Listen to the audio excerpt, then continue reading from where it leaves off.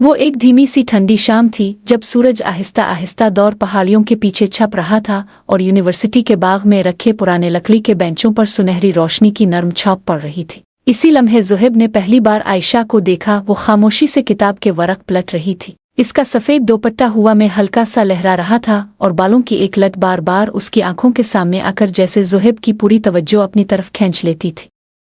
वो मंजर इतना मासूम, इतना सादा था कि ज़ुहैब के दिल ने बेइख्तियार धड़कना भूल सा गया। अगले चंद दिनों में वो दोनों यूं एक दूसरे के करीब आने लगे जैसे वक्त खुद उन्हें आहिस्ता आहिस्ता एक ही रास्ते पर धकेल रहा हो। कभी वो दोनों लाइब्रेरी की बड़ी खिड़की के पास बैठते जहां रोशनी उनकी मेज़ पर फैल जाती और दोनों किताब पढ़ते हुए कभी कभार एक दूसरे की तरफ देखते तो आंखें नज़र मिलते ही फौरन झक जाती।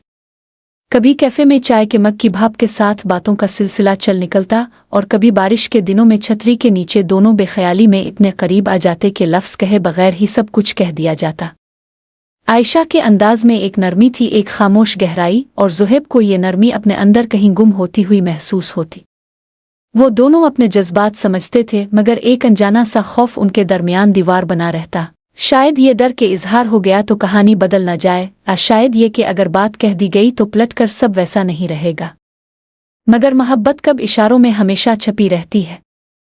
एक दिन जब शाम के वक्त यूनिवर्सिटी के बाग में पत्तियां हवा में रक्स करती हुई जमीन पर गिरती थीं और फिजा में हल्की सी ठंडक के साथ नमी की खुशबू रची हुई थी, आयशा बेंच पर बैठी थी और कुछ परेशान लग रही थी। ज़ुहैब इसके सामने आ बैठा। इसने पहली बार आंखें उठाकर उसकी तरफ देखा जैसे दिल की थकन पलकों में सिमट आई हो। ज़ुहैब के अंदर की सारी हिम्मत इस एक नज़र ने जमा कर दी।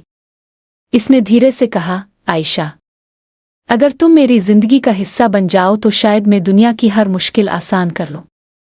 मैं नहीं जानता ये लफ्ज़ कैसे कहूं मगर मैं तुम्हारे बगैर खुद को मुकम्मल महसूस नहीं कर पाता। आयशा की आंखों में एक लर्जिश सी आई जैसे बरसों से कैद जज्बात को रिहाई मिल गई हो।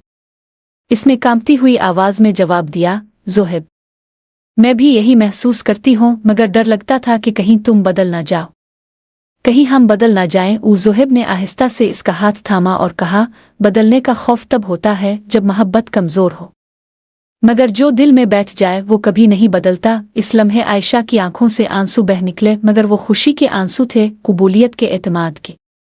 इस लम्हे सूरज मुकम्मल तौर पर डूब चुका था मगर बाग में फैली नर्म रोशनी जैसे इन दोनों के दरमियान एक नई सुबह का ऐलान कर रही थी। इस शाम के बाद उनके दरमियान कोई लफ्ज़ अधूरा ना रहा, कोई जज्बा छुपा ना रहा। वो दोनों एक दूसरे का सहारा, एक दूसरे की खुशी और एक दूसरे का घर बन गए और यूं मोहब्बत की वो कहानी जो एक खामोश नज़र से शुरू हुई थी हमेशा के लिए उनके दिलों में जगमगाते चिराग की तरह रोशन हो गई, जिसकी लो ना कभी मद्धम पड़ी ना बुझी, बस वक्त के साथ और भी नर्म और भी गहरी होती गई।